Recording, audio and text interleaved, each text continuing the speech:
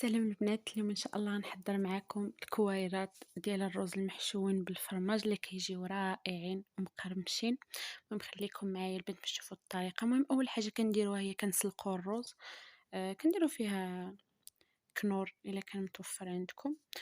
ومن بعد ما كيتسلق الرز كنصفيوها البنات مزيان. من الاحسن تستخدموا الرز اللي كيكون ديال الساشيات باش كيتعجن لينا. وهنايا البنات عندنا الخبز اليابس مطحون. واول حاجه كنديروها كناخدو الرز ديالنا من بعد ما كيبرد مزيان وكنديروه فيه لداخل الفرماج كما كتشوفوا بهذه الطريقه. اش كنقول لكم البنات، خاصكم الرز هذاك ديال الساشيات حسن، حيت هذا كيتجمع لينا دغيا.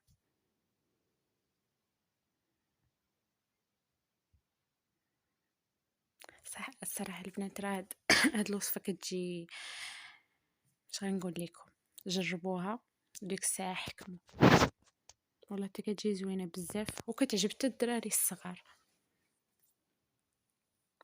صراحه راه كتعجب الصغار والكبار ماشي غير الصغار.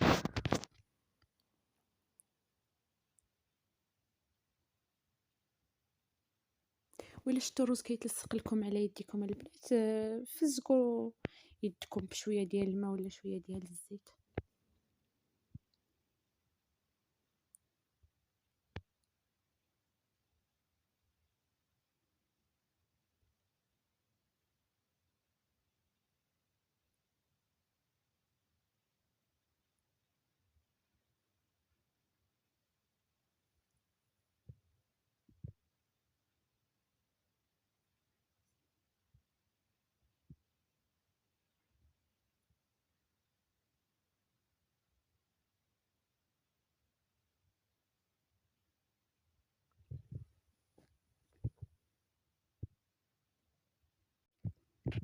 من بعد كنساليو البنات، عندنا هنايا البيض وداك الخبز اللي قلت لكم البنات،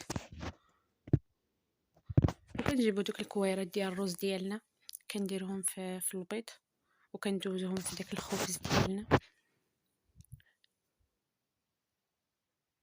صراحه البنات راه كيجيو مقرمشين واعرين، جربوهم.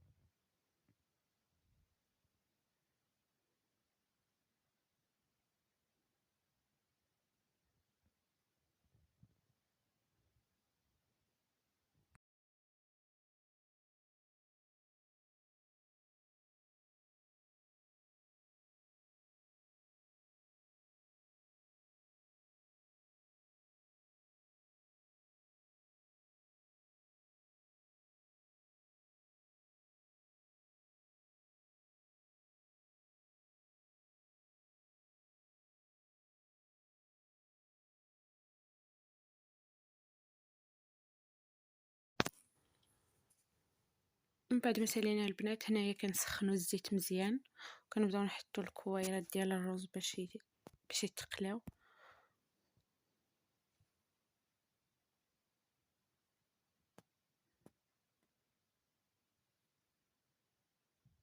شوفوا البنات اللون ديالهم،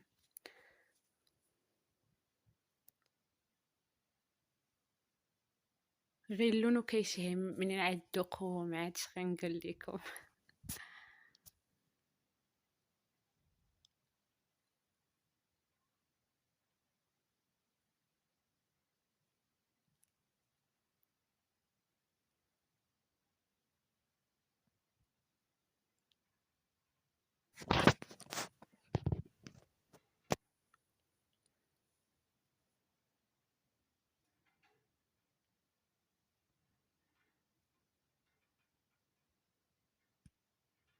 شوفوا الشكل ديالهم البنات، صراحة راه كيجيو زوينين بزاف. نتمنى انكم تجربوهم. الى عجبكم الفيديو ديروا لي متابعة ولايك، وتهلاو في راسكم في وصفة جديدة ان شاء الله.